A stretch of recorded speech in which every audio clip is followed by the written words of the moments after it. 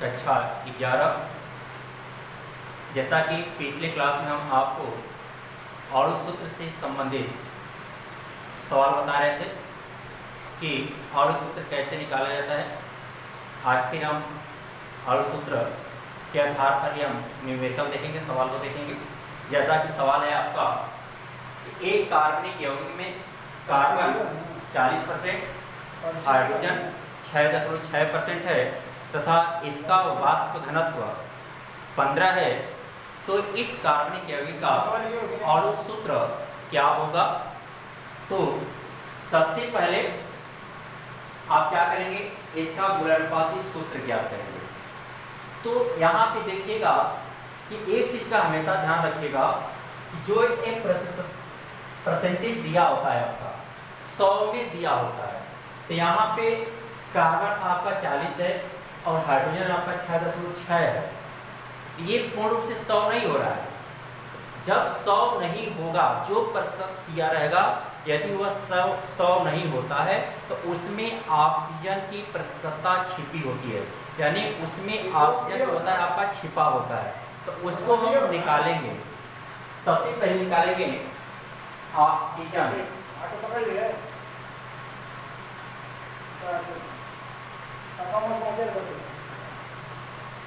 की प्रतिशत मात्रा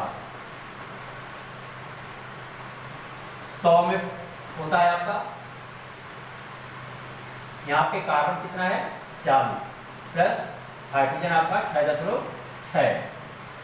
इसको आप 100 माइनस 46.6 बराबर हो जाएगा आपका 4.35, यानी इतना परसेंट आ जाएगा। ऑक्सीजन आपका इतना परसेंट है उसमें। अब आप निकालेंगे क्या, मूलानुपाती सूत्र निकालेंगे आप।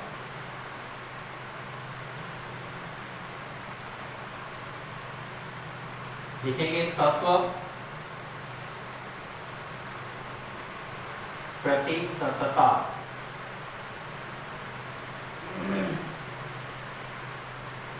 परमाणु भार, प्रतिशतता बटे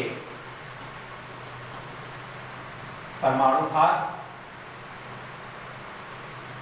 सरल अनुपात इसका परमाणुओं का। कौन कौन सा तत्व है क्रमशः लिखते हैं इसमें। पहले कार्बन दिया है, फिर आपका हाइड्रोजन दिया है। ऑक्सीजन आप बाद में निकालें तो ऑक्सीजन आप बाद में लिखेंगे। प्रतिशतता कितना दिया है, इसका 40 दिया है। हाइड्रोजन का कितना दिया है, 6.6 दिया है। ऑक्सीजन का आप निकालें कितना, 53.4 निकाले हैं। कार्बन का परमाणु भार कितना होता है, 1 होता है। कार्बन का परमाणु भार 12 होता है। हाइड्रोजन का 1 होता है, ऑक्सीजन का 16 होता है। अब क्या करना है, प्रतिशतता में परमाणु भार का भाग देना है, यानी 40/12 6.6 बटे 1 53.4 बटे 16। इसको कटाएंगे आप तो आपका लगभग 3.33 आएगा। ये कटेगा तो आपका 6.6 ही आएगा। ये कटेगा तो ये भी आपका 3.33 ही आएगा। तो यहाँ पे आप ये 2 अंक तक है, इसको आप 2 ही अंक तक ले सकते हैं। अब यहाँ पे आप सरल अनुपात निकालेंगे। सरल अनुपात निकालने के लिए आपको बताया गया था, जो सबसे छोटी संख्या होती है उसी में क्या करते हैं, सबका सबसे भाग देते हैं उसमें। तो आपका 3.33 बटे 3.33 या 3.3 ही लीजिए, 6.6 बटे 6.6, 3.3 बटे 3.3। इसको कटाएंगे तो आपका 1 आएगा। इसको कटाएंगे 3.3 होगा तो ये आपका 2 आ जाएगा। इसको कटाएंगे तो आपका 1 आएगा। तो यौगिक का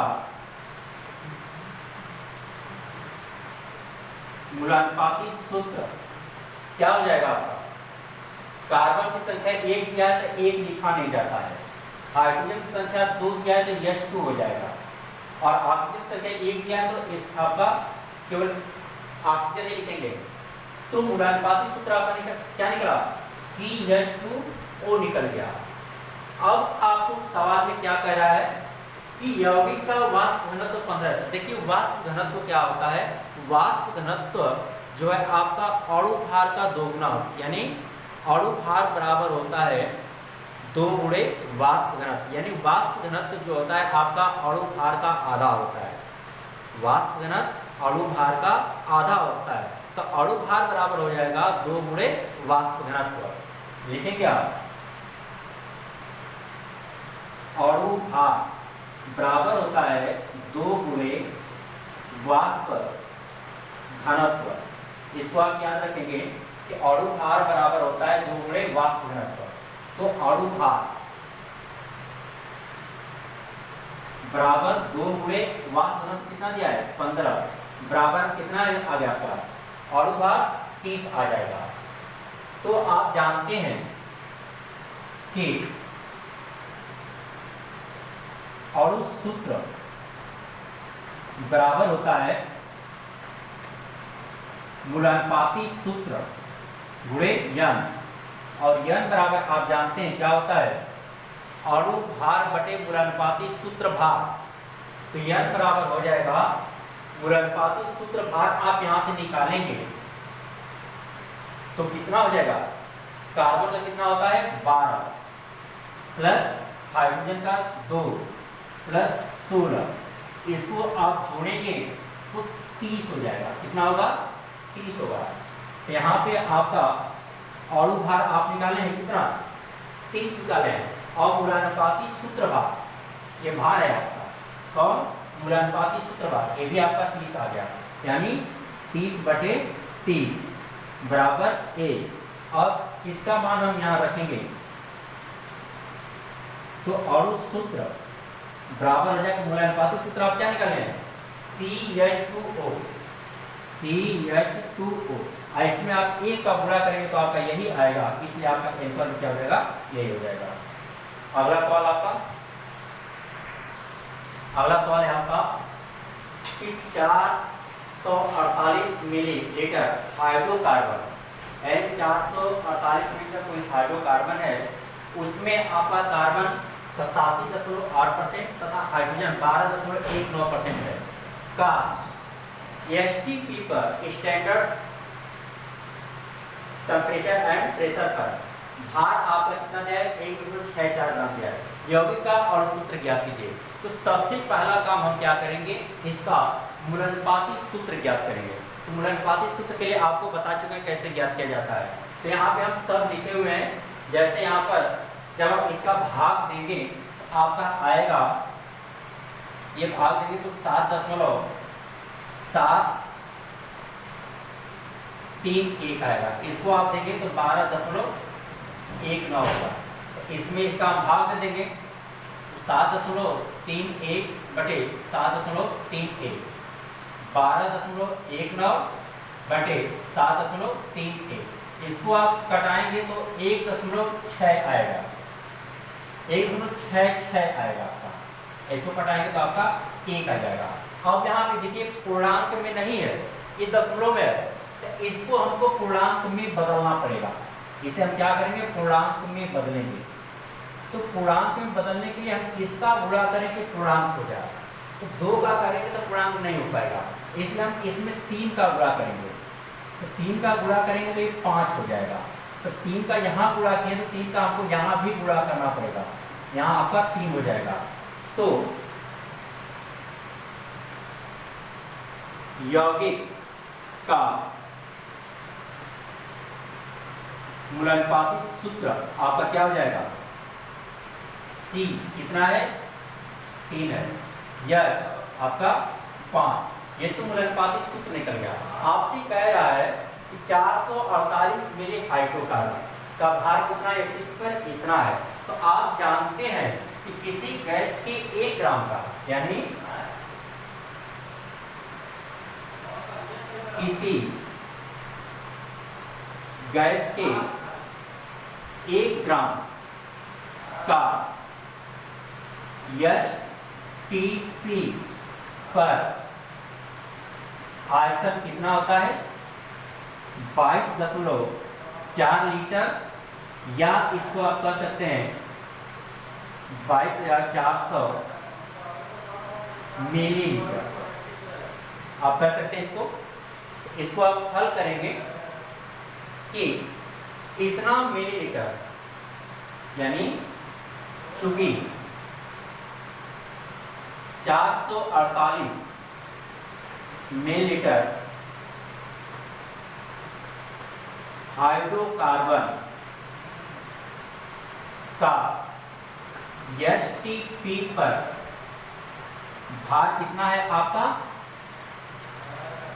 1.64 ग्राम। इसलिए 1 पे 1.64 बटे 448, इसलिए आप कितना निकालें? 22,400 मिलीलीटर। ST पर कितना भार हो जाएगा? 1.64 बटे 48 गुणे 22,400। जब आप इसको कटाएंगे तो लगभग आपका 82 ग्राम आ जाएगा। कितना आएगा? 82 ग्राम, 82 ग्राम। अब जो ये भार निकला है 82 ग्राम, ये आपका कौन सा भार होता है? ये आपका होगा अणु भार। अतः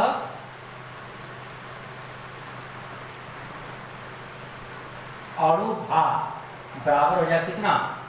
82 ग्राम। अब आप निकालेंगे अणु सूत्र, तो आप निकालेंगे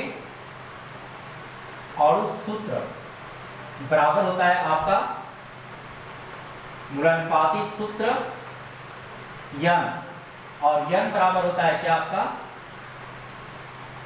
अणु भार बटे मूलानुपाती सूत्र भार। अणु भार आप निकालें कितना?